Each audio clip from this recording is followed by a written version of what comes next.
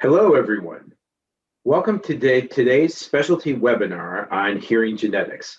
My name is James Cahoy, and I'm a Senior Product Manager for Mayo Clinic Laboratories. Our presenter today is Dr. Licia Scimenti, a professor in pediatrics and consultant in the Department of Clinical Genomics, Ornitholaryngology, and Biochemistry and Molecular Biology. Dr. Scimenti is also the co-director of the Medical Scientist Training Program at the Mayo Clinic in Rochester, Minnesota. Just a couple of things to remind everyone before we begin today. There will be a question and answer session at the end of the program. You can submit questions online via the Q&A icon on Zoom. Please only use the chat function for any technical issues. Today's program is being recorded and will be posted to our website in a few weeks. And now I'll turn things over to our presenter, Dr. Licia Scimenti. Okay. Hi, good morning for some people and good afternoon for others, depending on your time zone. Welcome. I just wanted to say I have nothing to disclose. So today we're going to talk about hearing genetics, and the learning objectives for today's program are to identify how hearing loss is diagnosed, be able to distinguish non-syndromic hearing loss from syndromic hearing loss, a way to develop strategies for testing and confirming results, and then hopefully by the end of this webinar, you could identify 3 ways patient outcomes can be improved by genetic testing. So when is hearing diagnosed? In newborns at birth, nearly every state in the United States, or every state in the United States, is screening for hearing loss at birth, as well as most developed nations. In early childhood, language delay, family concern, and preschool screening might be the way that hearing loss comes to attention.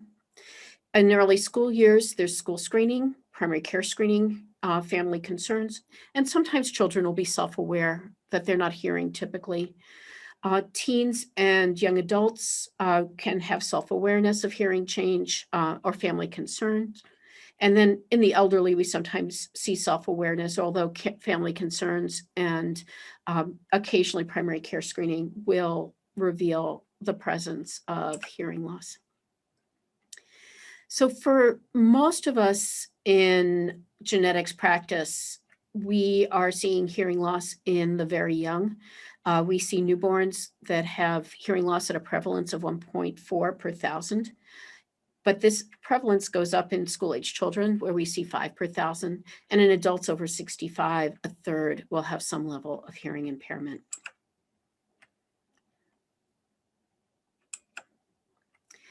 So the newborn hearing screening process for most institutions is there's a hospital screen. A child can pass that screen. If they do not pass, we call this a refer. If a child refers on their first screen, they're then rescreened if they could pass at that point in time.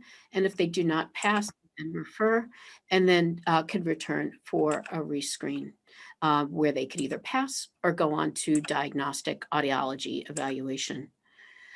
Just some words on the language. Refer is a synonym for not passing or not the expected result. In hearing, a failed newborn hearing screen is not a diagnostic test. So if a child did not pass a newborn hearing screen, it does not mean they are deaf or hard of hearing. It just means they did not pass the screen. And then a normal newborn hearing screen does not guarantee normal hearing. This is a screen. And so if there are other concerns, even though a child has passed newborn hearing screening, they should still be addressed and not rely on the fact that a child passed newborn hearing screening. There are 2 tests that are commonly in use in hospitals for newborn hearing screening. The first is otoacoustic emissions, and the second is auditory brainstem response. These are used equally in most hospital settings. Just to compare the 2, an otoacoustic emission is a probe with a microphone placed in the ear canal, and an acoustic stimuli or a sound is produced. And then the sound is measured, is received and measured. And this just says that the cochlea is working. The OAE is easier. It's a little quicker. There's also fewer disposables, so the cost is actually lower, but it only measures if the cochlea is functioning or not, and it does not tell you if there's auditory nerve dysfunction or brainstem dysfunction. Whereas the ABR is actually measuring the neural activity of the cochlea, the auditory nerve, and the brainstem. And so this measures the entire hearing axis. This is data from the Early Hearing Detection and Intervention Program at the Center for Disease Control. The data in this graph starts in 2007 along the x-axis and ends at 2014. And the turquoise line is the prevalence of hearing loss per 1,000 infants screened. The orange is the loss to follow-up. And at that point in time, about a third of infants who had newborn hearing screening but did not pass made it for follow-up and diagnostic testing. Those numbers are better now, but there's still a significant loss to follow-up rate. So once a child is screened, does not pass, they go on to diagnostic audiology.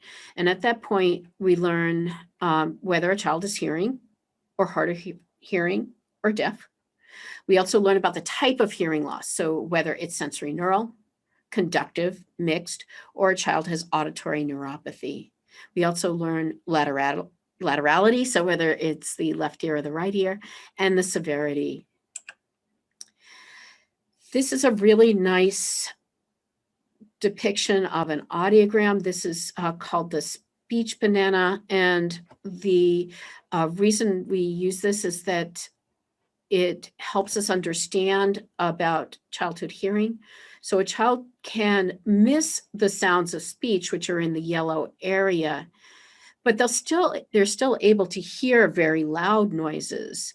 And so that a child responding to a telephone or a dog barking who has been said to be hard of hearing is still missing the sounds of speech.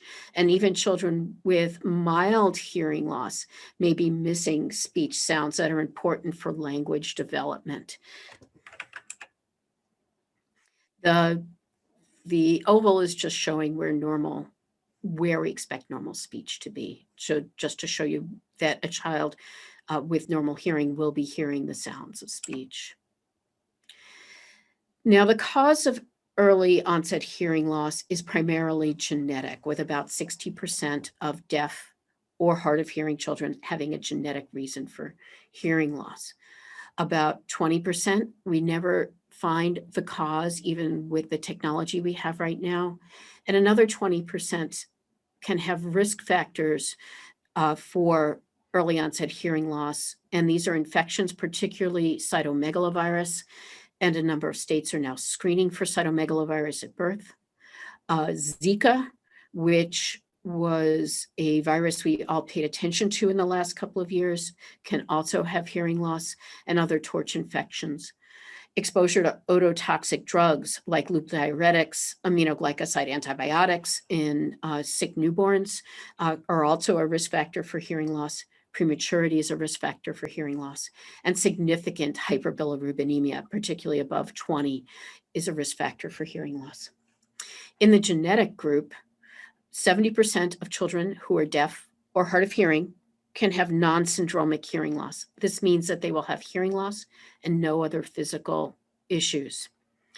In the non-syndromic group, the majority have autosomal recessive sensory neural hearing loss, meaning that there is a pathogenic variant or mutation, an autosomal recessive gene. There are a number of genes that are autosomal recessive, and the most common in that group are individuals who have variants in the genes gap junction beta 2 and gap junction beta 6, and we'll focus on those in a minute. A quarter are autosomal dominant. There are 46 autosomal dominant genes. Those children can present at birth, but typically can present later on in life and then have progression over time. 1 to 2% are X-linked. There are only 6 known X-linked genes, and fewer than 1% have mitochondrial hearing loss. For a third of children who are deaf or hard of hearing, they have a syndromic form of hearing loss. And this means they have hearing loss plus other physical findings that are associated with the hearing loss. And there are over 400 known syndromes. They're cataloged beautifully in the textbook, Hereditary Hearing Loss and Its Syndromes by Helga Torriello. But the ones we'll focus on today are Usher syndrome, which is hearing loss and retinitis pigmentosa, branchiotorenal syndrome, which is hearing loss, branchial arch abnormalities, and renal abnormalities, Dravel-Lang-Nelson syndrome, which is hearing loss and long QT syndrome, enlarged vestibular aqueduct associated with Pendred syndrome, which is a condition associated with thyroid goiter, Chudley-McCulloch syndrome we won't elaborate on today, but this is hearing loss and brain cysts. And then I just want to draw your attention to other conditions that are chromosomal: Williams syndrome, 22q11.2 deletion syndrome, and Down syndrome, because hearing loss is common in those conditions.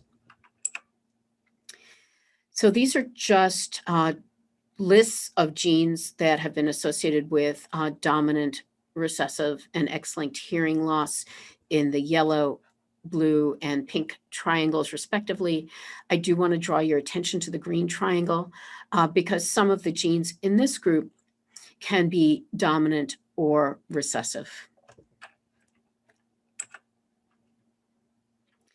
So the majority of individuals who are deaf or hard of hearing have a recessive form of hearing loss, and this is particularly true in newborns. As I mentioned, there are about 75 genes associated with non-syndromic recessive hearing loss. Interestingly, in 2 ethnic groups, the Caucasian and Asian ethnic groups, recessive pathogenic variants in gap junction beta 2 and gap junction beta 6 are the most common. If we just looked at individuals from those ethnic groups, we would find those variant genes that are associated with hearing loss up to 40% of the time.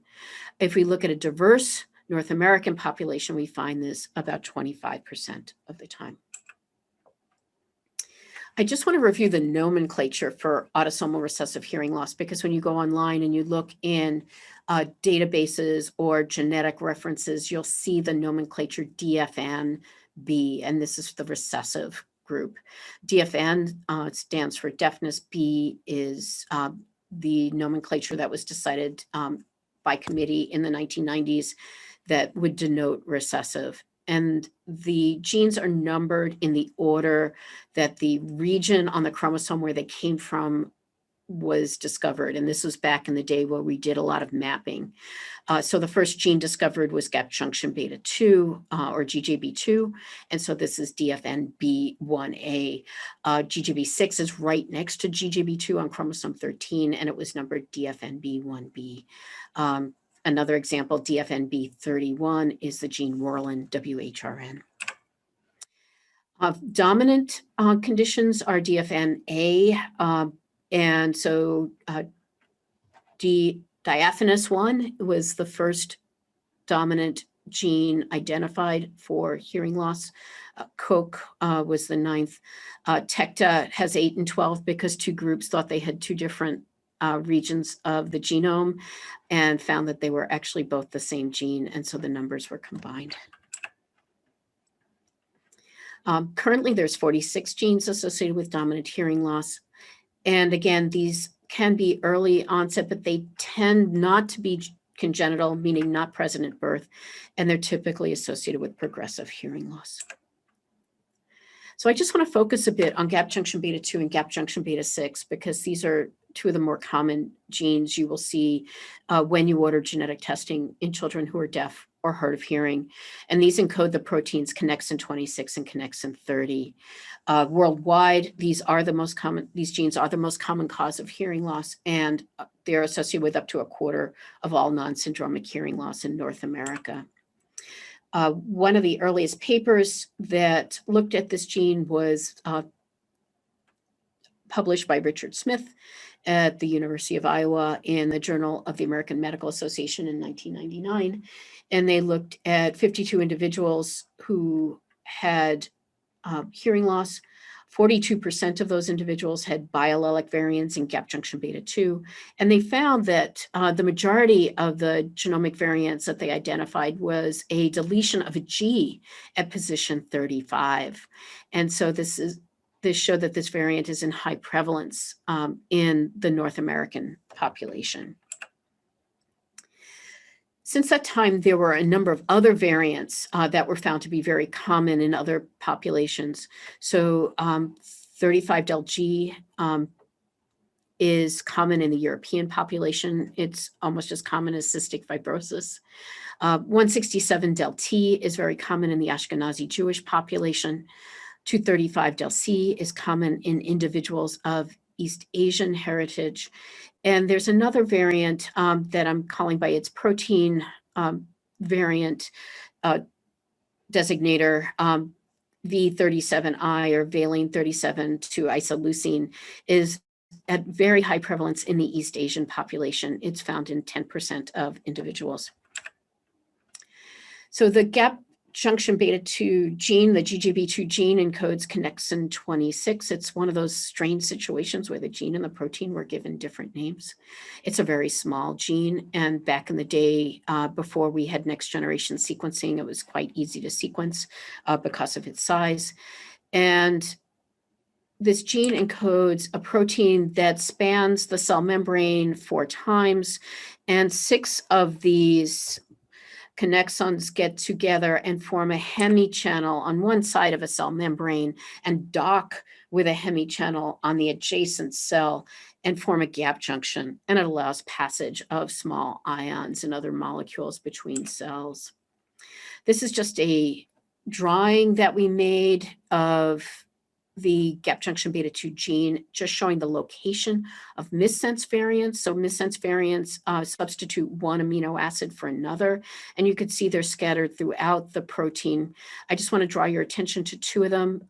Number 12 here is V37I, that's in the first membrane spanning domain. That's common in East Asia. And then down here, R143W was discovered in individuals of sub-Saharan African heritage in the third membrane spanning domain. These are just some sample audiograms from individuals, just to show you. This is an individual that has the V37I variant. This is homozygous, meaning both copies are impacted, the copy from mom and copy from dad. These are over a period of time. So at the first time point, this child is 5 weeks old. At the second, they are 3 years old. And so what you see along the y-axis is sound in decibels, and it gets louder as you go down the graph. And then the frequency in hertz with low frequency along the y-axis here. And then if you could see my pointer, then high frequency. And so this individual has mild sensory neural hearing loss. Here, this child is again at age 3, and you can see there's slight progression of hearing loss over time. This is an example of a child with 167-del-T in one copy of the gene and 35-del-G in the other, so a compound heterozygote, and this child has severe sensory neural hearing loss. Now, I just want to bring up gap junction beta 6 that is next to gap junction beta 2 on chromosome 13. What was discovered in the late 1990s, early 2000s is that there's a deletion in gap junction beta 6 that can be quite large and is found in the population. And individuals who inherit a point mutation in one copy of gap junction beta 2, and then this deletion in gap junction beta 6 can be found. So this is an example of digenic inheritance. And what we now know is that there's a locus control region in this area. And if there's this large deletion, gap junction beta 2 and gap junction beta 6 are not expressed from that chromosome. And if there's a point mutation in gap junction beta 2, well, that mutation, if it's a loss of function, loses all gap junction beta 2 expression for that individual. And those individuals are profoundly deaf.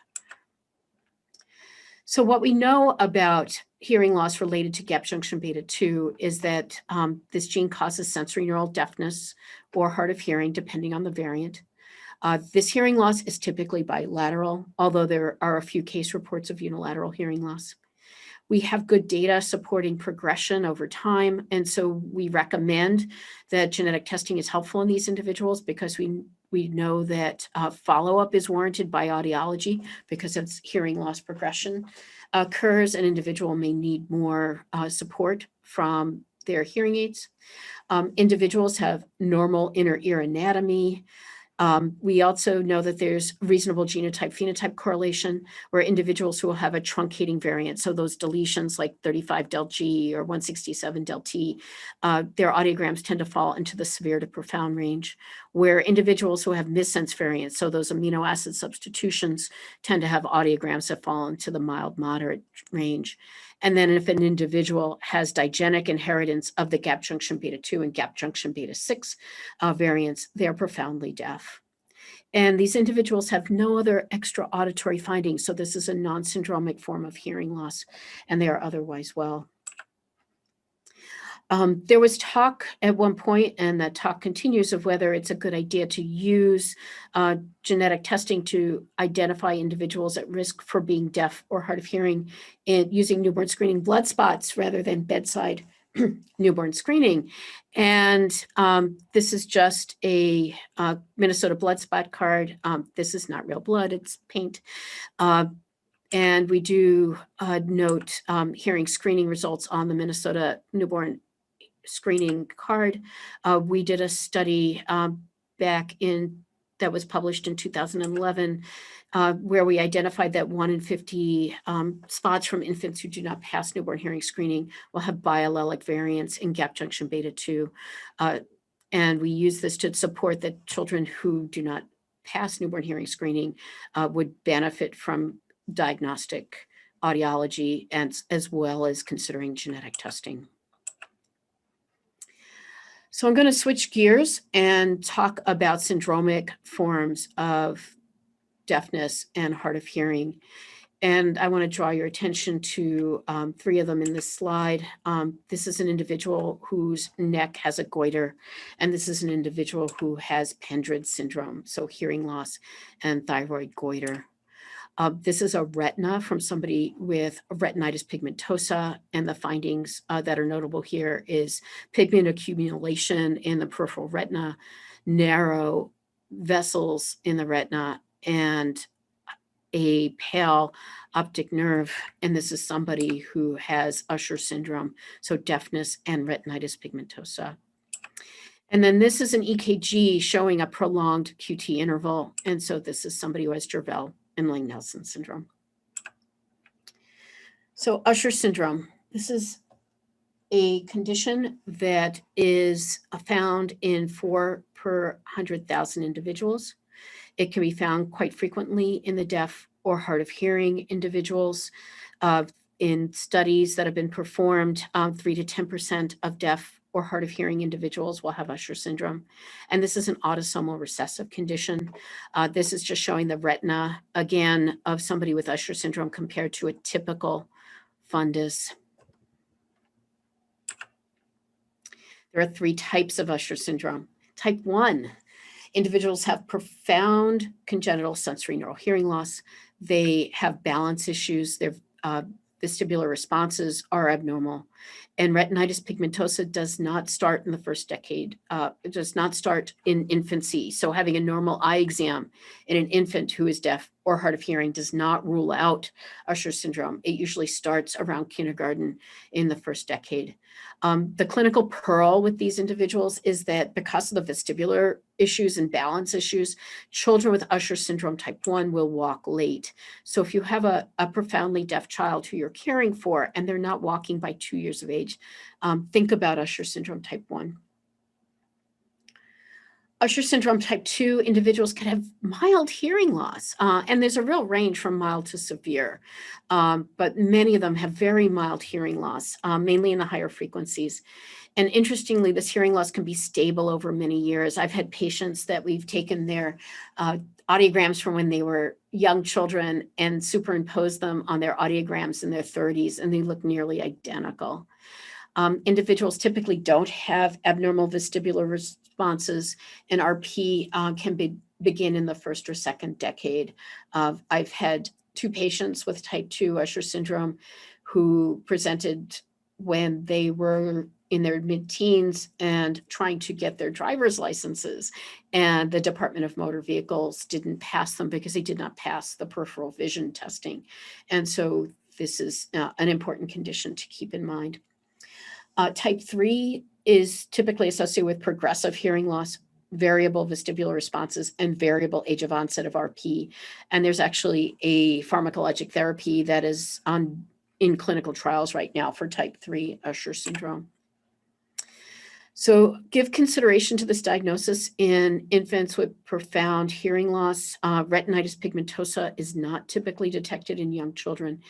And in type 1 Usher syndrome, although vision loss is slowly progressive, individuals may have difficulty with American Sign Language as their vision decreases. And I take care of a number of adults who are ASL communicators who are losing their vision and having a harder time. There are individuals who are trained in tactile ASL, but those numbers are pretty limited. This is the audiogram from a little boy that we diagnosed at age 5 with Usher syndrome type 1. He is profoundly deaf. So this audiogram is showing that these sounds that are introduced are as loud as 100 to 110 decibels. That's like a plane taking off, and he did not respond to those sounds. There are a number of genes associated with Usher syndrome, type 1, type 2, and type 3. In type 1, MYO7A is the most common, followed by cadherin 23, and then protocadherin 15, followed by USH1C and USH1G. There's also a gene SANS that's associated with Usher syndrome type 1. The most common in Usher syndrome type 2 is the gene USH2A, followed by ADGRV1, and then Werlin, and then SIB2 is another gene associated with Usher syndrome type 2. And then Usher syndrome type 3 was thought for many years only to be associated with the gene that encodes Clarin, but there is a recent discovery of a gene called HARS in the Old Order Amish that is also associated with Usher syndrome type 3. So enlarged vestibular aqueduct. This is hearing loss that is associated with enlarged vestibular aqueduct. This is a finding on imaging of the temporal bone, so a temporal bone abnormality. Individuals can have enlarged vestibular aqueduct and won't have any other syndromic findings, and that's the most common. But we see enlarged vestibular aqueduct in other syndromes, and particularly Pendred syndrome, caused by the gene SLC26A4, branchiotorenal syndrome, caused by the genes EYA1, and then rarely 6-1 and 6-5. Waardenburg syndrome, that's associated with the gene PAX3, MITF, EDNRB, EDN3, and SOX10. Charge syndrome, caused by CHD7. East or sesame syndrome, caused by the potassium channel, KCNJ10, and there's some other rarer syndromes that are associated with enlarged vestibular aqueduct. So SLC26A4 is associated with the condition Pendred syndrome, although we could see individuals that have just hearing loss associated with SLC 26A4 and do not develop goiter. This gene encodes a protein that's a transporter that's necessary for iodine, bicarbonate, and chloride. So you could see why thyroid disease would be part of this condition. Variants in the gene, of course, lead to malfunction of the protein, and the malfunction in the protein leads to these inner ear malformations as well as thyroid abnormalities. We don't fully understand the mechanism yet. But if one looks at 90% of children with goiter, enlarged vestibular aqueduct, and hearing loss occur, individuals can have Pendred can have two genetic variants in SLC 26A4. So the vestibular aqueduct is a bony structure from the inner ear to the brain that is essentially a conduit that carries the endolymphatic duct and blood vessels. And when we image children who are deaf or hard of hearing, we could see this abnormality in up to 20% of children who are deaf or hard of hearing. It also seems to be slightly more common in girls and can be bilateral. This is just another drawing showing what's typical versus an enlarged vestibular aqueduct. And this drawing's from the NIH. And then enlarged vestibular aqueducts. And more than half of children will have other ear abnormalities. And a Mondini should typically look like a cochlea should look like it has 3 layers. This is a Mondini deformity where there's actually 2 layers. So the apical and middle turns of the cochlea are sort of smashed together. Branchiotorenal syndrome is another condition that can be associated with enlarged vestibular aqueduct. In the general population, it's common, but it can be found in 2% of deaf children. And this is an autosomal dominant condition. The most common gene is EYA1, and then rarely 6.1 and 6.5. Clinically, we can see sensory neural hearing loss, conductive hearing loss, or both. Individuals can have mild to severe loss. This hearing loss may progress over time, and other findings in individuals are branchial pits or cysts or fistula, malformations of the external ear or pinna. You could see here where there's overfolding and simplification of the external ear. You could also see pits or tags, enlargements of the vestibular aqueduct, and individuals can have renal anomalies that progress to renal failure. Interestingly, this can be quite variable. We have a family where the father has branchiotorenal syndrome. His renal function is fine in his 40s, but his daughter, who at age 2, developed renal failure and was recently transplanted. Waardenburg syndrome. This is found in 1 in 42,000 individuals in the general population, but is reported in up to 3% of the congenitally deaf population. This is another dominant condition, although type 4 can be recessive. Types 1 and 3, PAX3 is the most common gene. Type 2, MITF, SOX10, and SNAI2. And then type 4, SOX10, ENDN3, and EDN3, and then EDNRB. Type 1 Waardenburg syndrome, individuals can have 2 different color eyes, so heterochromia. They can also have a wide space between the inner canthi of the palpebral fissures called dystopia canthorum. They could have a white patch of hair. They could have increased risk of neural tube defects as well. In individuals with type 2 Waardenburg syndrome, they could have 2 different color eyes, early graying or white forelock, but the space between their eyes can be the same and can be typical, and there's not facial differences. Type 3 can have limb abnormalities, including contractures and muscle hypoplasia, and type 4 can be associated with Hirschsprung disease. Hearing loss is typically unilateral or bilateral at birth and is typically profound. Interestingly, individuals with unilateral loss are not at risk for losing hearing in the other ear. So we're going to go to Jervell and Lang-Nelson syndrome. Jervell and Lang-Nelson syndrome is rare in the general population and rare in the deaf and hard of hearing population. These individuals have normal temporal bone morphology. It's a recessive condition, but there's some tricks to this condition. The two genes that have been associated are KVL-QT1 and KCNE1, and these are both potassium channels. Individuals typically have severe to profound congenital sensory or hearing loss. And on EKG, there's a prolongation of the QT interval. And there are reports of individuals who are deaf or hard of hearing who've experienced syncope or sudden death.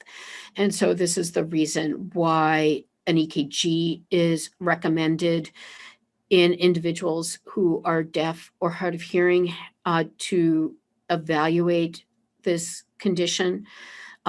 Also, it's important to know that if one makes the diagnosis of Jervell and Lang-Nelson syndrome genetically and identifies biallelic variants, so two variants, one from each parent in the potassium channel genes associated with this condition, testing of other family members is recommended because the carrier parents will not be deaf or hard of hearing, but they will have prolongation of the QT interval. And so this creates this cascade of testing other family members. So the prolongation of the QT interval is a dominant, but the hearing loss and the prolongation of the QT interval is a recessive.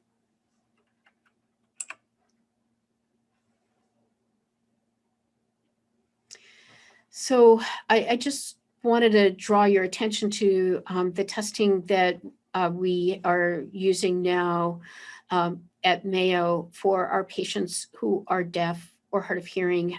We start out with a targeted test, and we're introducing a panel called the Audiologene. This is a panel of 160 genes that have been associated with syndromic and non-syndromic hearing loss. This panel has a number of genes that I'd like to draw your attention to. So gap junction beta 2 and gap junction beta 6 are both on this panel. We've also included NF2 on this panel, and I didn't talk about NF2, but I just wanted to draw your attention to this because not everybody who or hard of hearing will have imaging done. And for some patients who are deaf or hard of hearing, their hearing loss can be caused by schwannomas of the eighth nerve. And so that we don't miss this cause of acquired hearing loss, this gene is on this panel. I seem to have lost a few slides.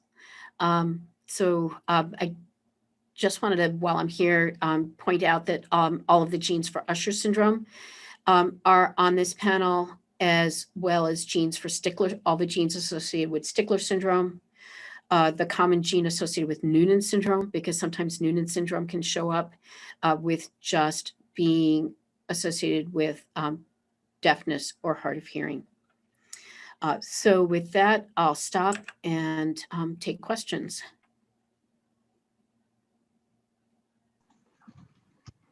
Thank you, Dr. Schimenti.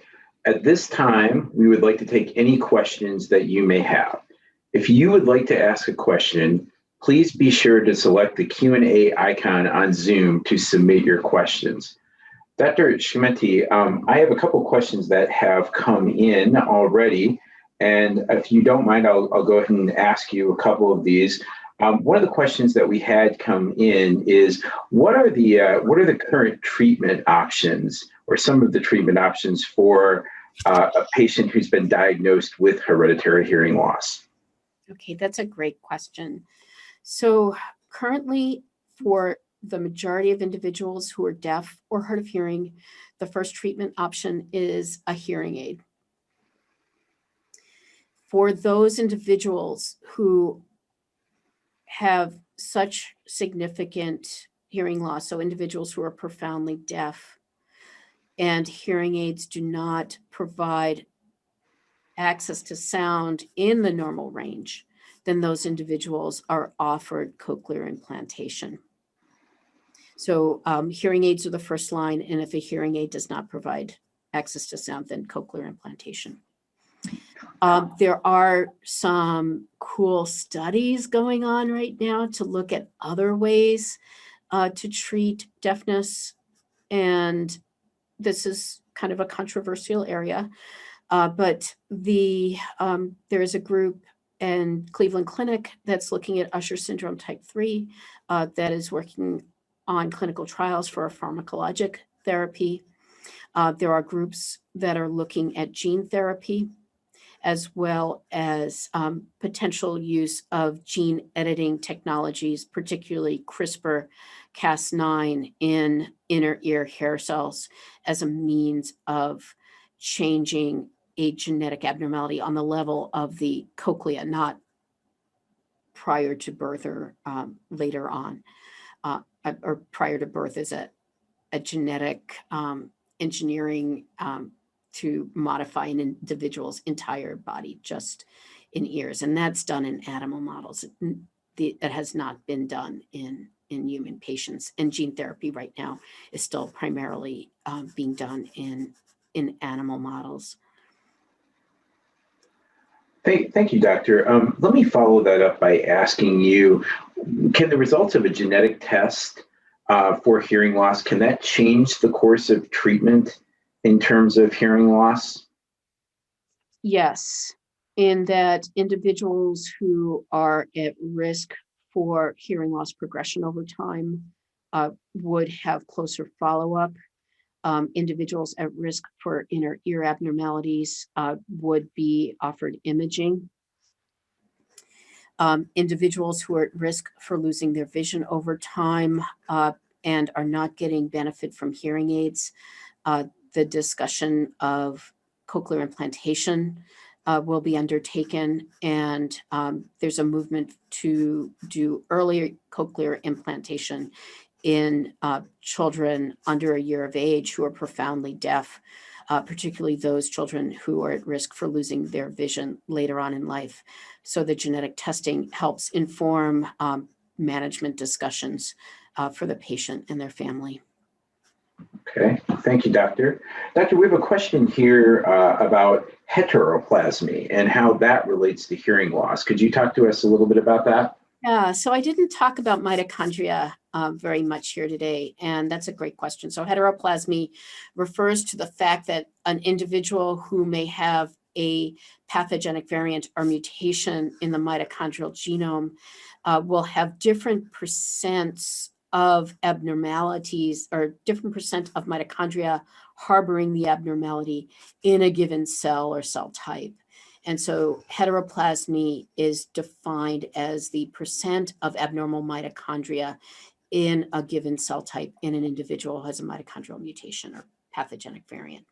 And so for individuals who have mitochondrial mutations, the percent heteroplasmy can influence how their disease presents.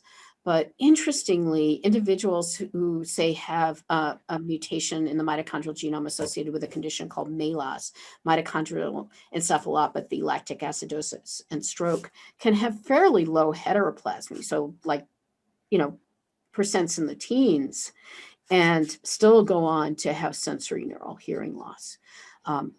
So does that answer your question? Is there a follow-up from that individual? No, well, I think that does answer the question. It sounds like the individual was just wondering about how heteroplasmy relates to a genetic diagnosis. So I think that was what they were interested in. I have another question, Doctor, which is how the genetic panels, how are the yields going to be different in terms of ages? Like, will certain age group have a different yield in a genetic panel than another age group? Yeah, I think there is this panel really is best designed for um, infants, young children, and young adults. And I haven't broken it out by age group, but presumably there's going to be a bias toward infants and young children, followed by young adults. This panel has genes that could present later on in life, but truly we do not know the cause of hearing loss in most individuals with old age related hearing loss or presbycusis. And so individuals in their 60s and 70s with very little family history who then develop sensory neural high frequency hearing loss, which is what we see typically in individuals with presbycusis. I don't imagine this panel is going to be really informative for them. Okay, that's good. That actually answers another question that someone had about whether this test was good for senior citizens, and I think you've just answered that. So thank you. Wait, and not one day. Hopefully, we'll know the cause of hearing loss in senior citizens. I wish we did. Sure. Dr. Schimenti, another question that came across is you mentioned the Audiology panel, which is the Mayo Clinic Laboratories genetic hearing loss panel. Can you talk about maybe how that panel differs to some of the other panels that are out there? Yeah, I think one of the things that I like about this panel is that we've included some genes that are not present on other panels. I like the fact that the gene for Noonan syndrome is on this panel. I like the fact that the gene for NF2 is on this panel. I'm wondering if, let me just go back a second. There's another recently identified gene that I was really happy made it onto the panel that I didn't see in other panels, RIPOR2, and this gene is a progressive form of hearing loss that can show up in young adults. So that I think is an added advantage.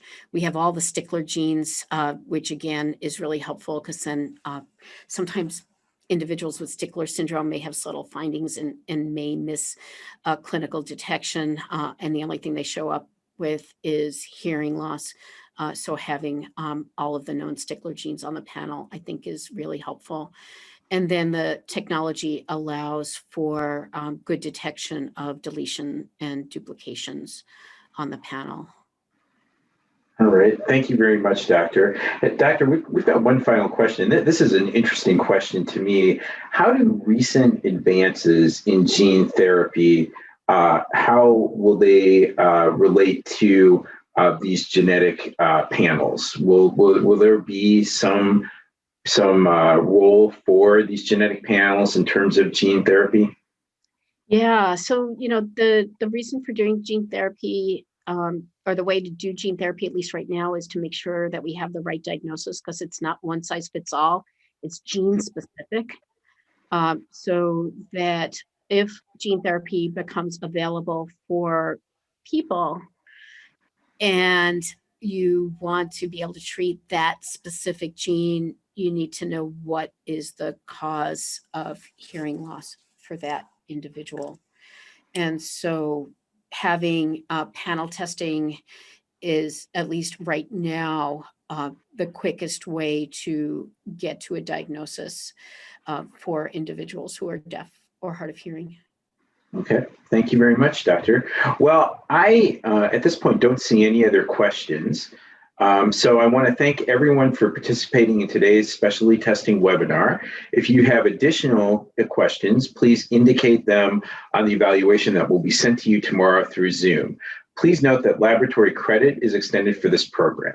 Upon finalizing your evaluation, you will have the option to claim credit and print your certificate. If you had registered for this webinar and joined it by phone only, please email us at mcleducation@mayo.edu if you do not receive the evaluation. And as a reminder, this program was recorded and will be archived on our website in a few weeks. Please visit news.mayocliniclabs.com/education for more information on upcoming educational offerings and specialty testing webinars. I want to thank Dr. Lisa Schimenti for giving this presentation today, and I want to thank you all again for joining us for today's webinar. Have a great day.